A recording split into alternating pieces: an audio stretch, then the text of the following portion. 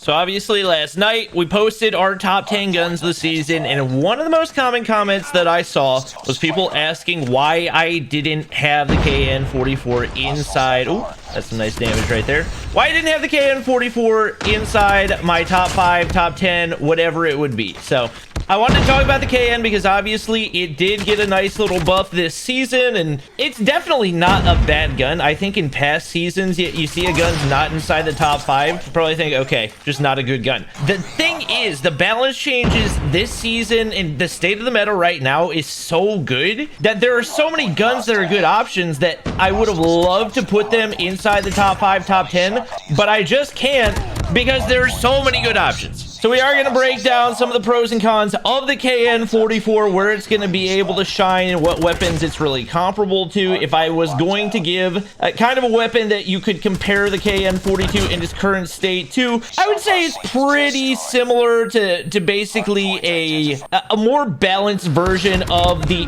Ooh, that was so close to a nice one. And he's got a KN-44 as well. But I would say it's very comparable to a balanced version of the pre-nerf Kilo. So it does really shine when you're able to land headshots much similar to the Kilo and how it functioned back then. Oh my gosh, I can't believe I took that guy out. Obviously, we died to a QQ9 right there because it's not really going to shine in the long range, but it is going to have that potential to decrease the time to kill if you do land one headshot. 42 damage to the head, always going to be really, really nice and able to be felt whenever you can make it shine.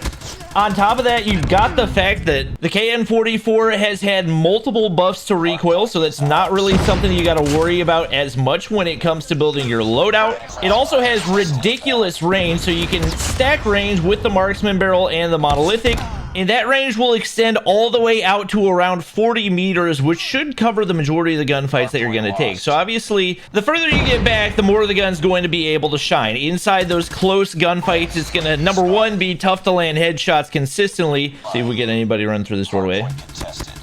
Oh my gosh, the headshot right there dropped the time to kill down. Like I said, when you got range that extends all the way out to 40 meters, it is going to be able to shine in specific scenarios. But then it comes down to how many times are you going to be able to maintain that type of distance. And obviously, Call of Duty, if you have a good player that you're going up against, most of the time they're going to be able to close that gap and get up close and personal, and that's one of the reasons why the KN, in my opinion, isn't a top 10 gun, because you are so dependent on that headshot. And for those of you who are wondering, this is the build that we are rocking with the KN-44. Now, as far as other weapons that we could compare it to that were in our top 5 videos, I would say the UL-736, the M13, and the Kilo are probably the closest options. Biggest downsides for each of them. Obviously, when you're looking up against the Kilo, you look at consistency when it comes to overall time to kill. We do have a faster rate of fire for the Kilo, so in most situations, at least 30 meters and in, the Kilo's just going to win the gunfight. It also has less horizontal recoil, which is not a huge factor for the KN-44. It's not like you're having a tough time. But when I say that the Kilo has no horizontal recoil, I literally mean it has 0 horizontal recoil at all. So it's pretty easy for just about anybody to use. And when you do take into account the fact that it does have a significantly faster time to kill, nothing crazy, but 20 milliseconds, especially in the scheme of COD Mobile, is a pretty sizable time to kill, and that means the faster rate of fire is also going to be more forgiving when you start missing shots.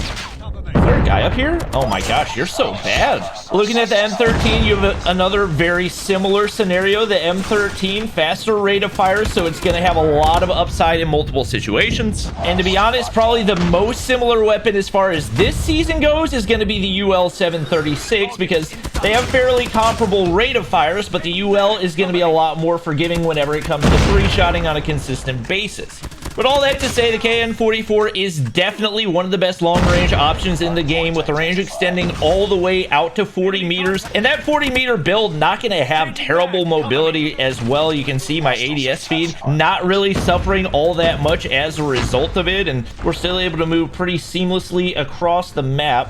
It really is going to be all situational and dependent upon your playstyle when it comes to using the KN.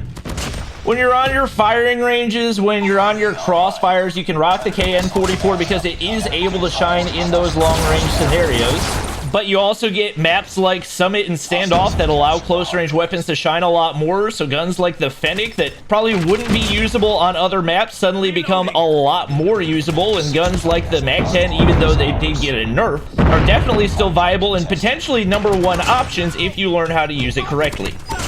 If after watching this video you guys still think the KN should have made the top 10, let me know. Let me know the reasons down below. Most of my judgments on how guns do fit into that list are based on their comparisons to the next best options, and just because of that, I couldn't quite find a way to fit them in, but KN-44 is absolutely one of my all-time favorite guns. I love using it, and it's absolutely one that you got to give a try this season, especially if you're tired of using the same weapons over and over and over again. Whoop.